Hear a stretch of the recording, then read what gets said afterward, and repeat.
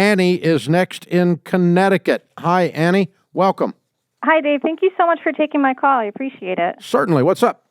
So my husband and I operate a car audio business together along with two amazing team members.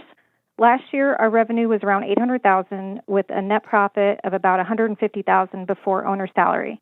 And when we started your program in 2015, the numbers we were dealing with were so massive and hard to wrap my head around that we did two simultaneous debt snowballs, one for the personal consumer side and one for the business side. During that time, we paid off about $680,000 in debt, and we've done zero retirement investing. We also put off some pricey medical procedures that we're going to have to deal with soon.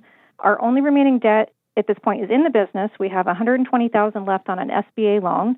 And now that we have a personal emergency fund saved up, I'm wondering, do we continue on the baby steps and start investing while balancing paying off the business debt and building retained earnings? Or do we go back to being gazelle intense and just throw a bunch of retained earnings at this and live off nothing to get it finished as quickly as possible? What we teach folks to do in EntreLeadership is to take a living wage out of the business, enough to live on.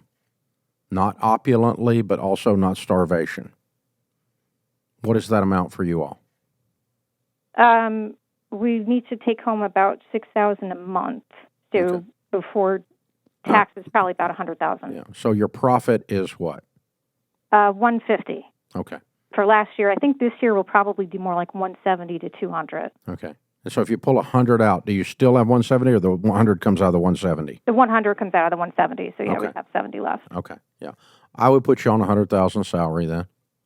Okay. And you all run your budget on that, and you do your baby steps at home on that. And if I understood you correctly, at home you're debt-free. Right. So that's and at home you have an emergency fund. Yeah. So at home you would start saving 15% of your income into your company 401k if you have one, or into Roth IRA. Okay. So out of the 100,000 should include enough to do those basics. That's 100,000. You should be able to do it on that. Oh yeah. Okay. Yeah. So you start paying yourself 100,000, and you work the baby steps on 100,000, and you're at baby step 4, 15% of your income going into retirement, some towards kids' college, and any extra towards paying off the house. Have you got a home mortgage too? We do. Okay. All right. And then, if I understood you right, you got 120,000 for the business on the SBA.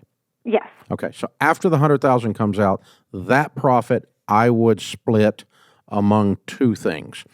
I would take a percentage of all profits above 100,000 coming to you and put it towards retained earnings, and another percentage, a large percentage, towards the SBA. And so that might be like 80-20. That's what we were thinking. Yeah, like 20% of that 70,000, 14,000 would be growing retained earnings. Meanwhile, we put like 50 grand or more towards the 120. When the debt is cleared, then you're 100% debt-free except your mortgage.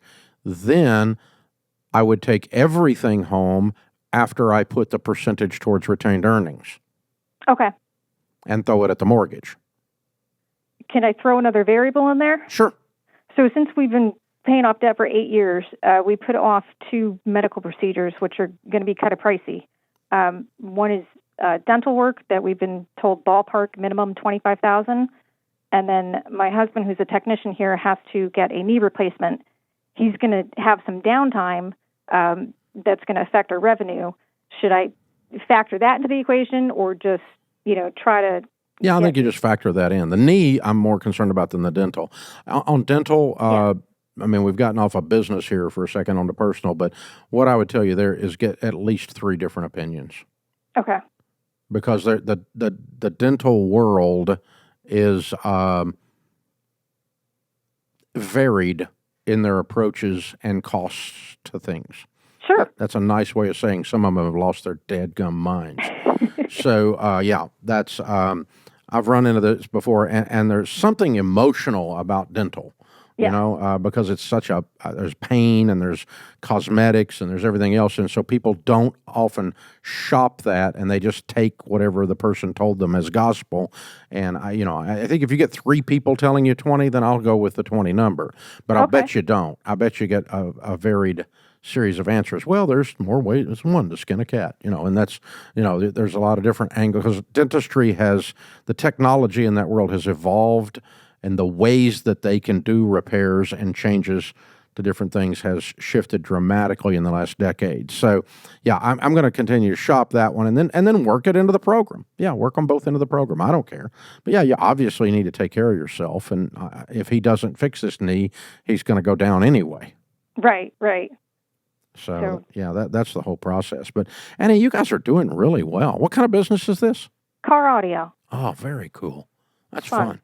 That's fun. So you feel like it's growing though? It is. The car market's been really wacky the past 3 years, so that's actually helped our business.